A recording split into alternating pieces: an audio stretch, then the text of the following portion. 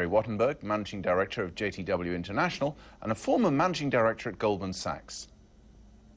Well, I think, something is better than nothing. And I think, the devil is going to be in the details on this one, and to figure out, how people are going to be able to apply for the relief, how broad it's going to be, how regional it's going to be. And there's a real question as to, is this just one step that needs to be, expanded as the subprime situation expands? But can the United States afford to be more generous in terms of putting the taxpayer, putting her or his hand into his pocket and actually shelling out for these people who, in some cases, have made foolish investments? Well, I think, that is correct. I think there is a question as, the pace is a little slower, compared specifically to the Bank of England, which amount they have injected into a troubled banking situation. The housing situation in the U.S. far outstrips anything that is in the U.K. So because of that, I think you're probably going to see this as the first step for much more to go on. However, the thing you need to think about is a lot of these loans have been repackaged, they've been sold as securities, they're embedded within different structured securities, so it's going to be difficult to change a lot of the terms of these deals already in place.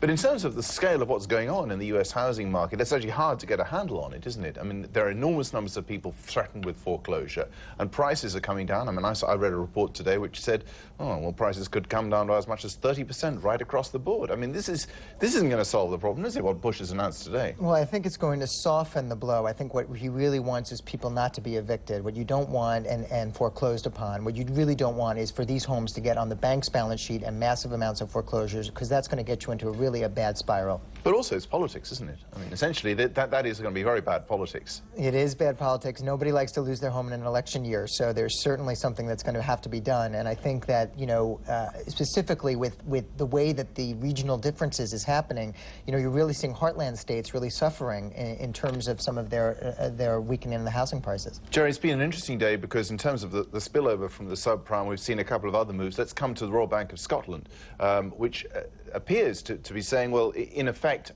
the hit that we're taking from the subprime crisis is less than we thought.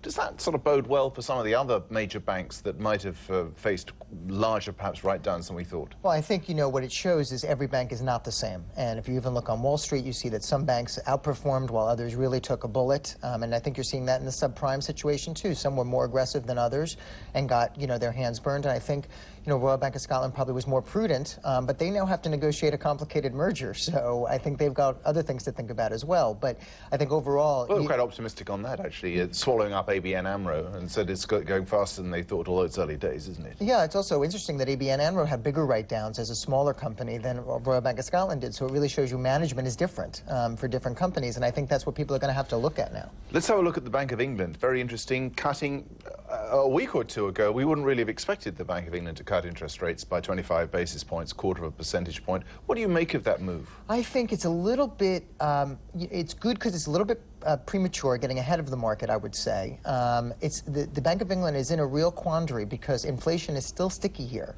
in the UK. And I think, while housing prices are going down, they are actually at much higher levels, relatively speaking, than the U.S. From their fall. So, an adjustment, probably is healthy. They just want a softer landing than a hard landing. And I think 3 months running, may affect the consumer much more than the U.S. is actually showing. And they're just concerned about a real slowdown across the board.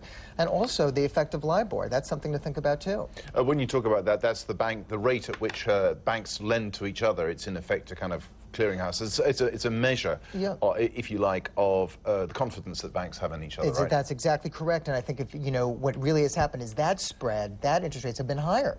Very briefly, yeah, how low do you think UK interest rates will go? Because I've said that they will go from their current 5.5%, maybe even down to 4%. I think you could probably see 100 basis points cut. Depends. So down to 5.5%. Down from 5.5 to 4.5. To 4.5, rather. And I think you're probably going to see that over time. But if it accelerates and housing prices continue to spiral downward and consumers continue to hold back their spending, and the pound, doesn't really go a little bit lower, and the UK becomes a little bit uncompetitive, you could see more dramatic cuts. You could see 50 basis point cuts at a time instead of 25. Jerry Wattenberg.